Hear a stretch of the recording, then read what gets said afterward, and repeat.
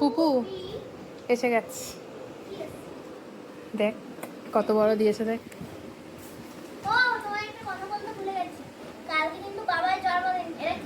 এটা ক্যান্ডেল। আগে কেকটা বের কর। কোনো ক্রিম দেওয়া কেক আনেনি, আর বাইরে থেকে ওই জন্য আনেনি, ব্লিঙ্কিট থেকে আনতে দিলাম কেক। হ্যাঁ দে।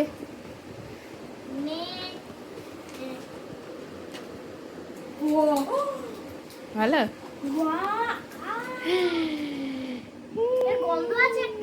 তাই? হ্যাঁ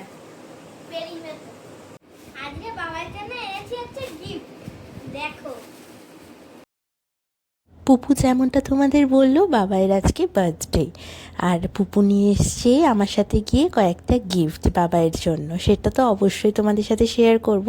তার আগে বাবাইয়ের জন্য একটা সারপ্রাইজ আছে। ভেবেছিলাম কেক আনবো না, তারপর ভাবলাম যে না, বার্থডে কি কেক ছাড়া হতে পারে? একটা স্পেশাল দিনে স্পেশাল ফিল করানোটা আমার কাছে ভীষণ ইম্পর্টেন্ট। কেক আর পায়েসটাই তো আসল, তাই জন্য ভাবলাম না, ব্লিঙ্কিট থেকে একটু কেক অর্ডার করি আর তার সাথে কয়েকটা ক্যান্ডেল অর্ডার করেছিলাম।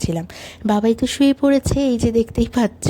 তো ওকে উঠিয়ে তারপরে ড্রেস পরিয়ে তারপরে কেকটা কাটানো হলো। চলো সবটাই তোমাদের সাথে আজকে শেয়ার করি, দিনটা কেমন আমরা কাটালাম।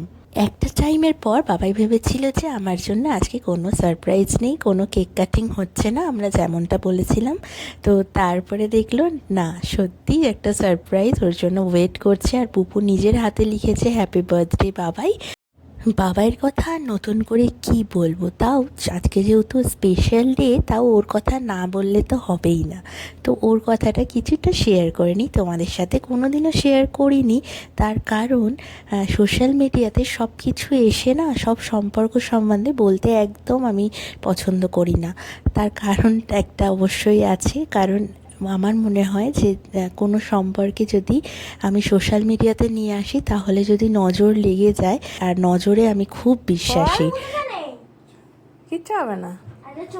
হ্যাপি বার্থডে টু ইউ বল, birthday to you, happy birthday to Babai বল, হ্যাপি বার্থডে টু ইউ। বস, বাবার পাশে বস, লবু বাবার পাশে বস, এখানে বস। কি হচ্ছে, কি হয়েছে এটা? আজকে তোমরা আমাকে যেটুকুনি যা দেখো সোশ্যাল মিডিয়াতে, বা আমি যেটুকুনি নিজের পায়ে দাঁড়াতে পেরেছি, সেইটুকুনি হচ্ছে শুধুমাত্র তার ক্রেডিট যায় এই মানুষটার ওপরে। এই মানুষটা না থাকলে হয়তো আমি নিজের পায়ে কোনো দিনই দাঁড়াতে পারতাম না। তো ও সব সময় আমার পাশে ছিল, আজও রয়েছে। প্রত্যেকটা আমার ক্রাইম পার্টনার বলতে পারো। ভাই এমন একটা মানুষ যে যার থেকে কোনো কথা লুকাতে হয় না, সব কথা বন্ধুর মতোভাবেই ওর সাথে বলা যায়। যাই বলবো না কেন ওর সম্বন্ধে, সেটাই হয়তো কম বলা হবে। নিজের কাজকে প্রচণ্ড ভালোবেসে করা একটি মানুষ, আর অপরকেও ভালোবাসতে কাজকে সাহায্য করা একটি মানুষ। হয়তো ভীষণ আমরা ঝামেলা করি কখনো কখনো, হয়তো বেশি আমাদের কথা কাটাকাটি অনেক সময় হয়েই যায়। এটা সব সম্পর্কেই হয়ে থাকে, যে বা সম্পর্কে যত বেশি গভীরতা, সেই সম্পর্কে তত বেশি ঝামেলা।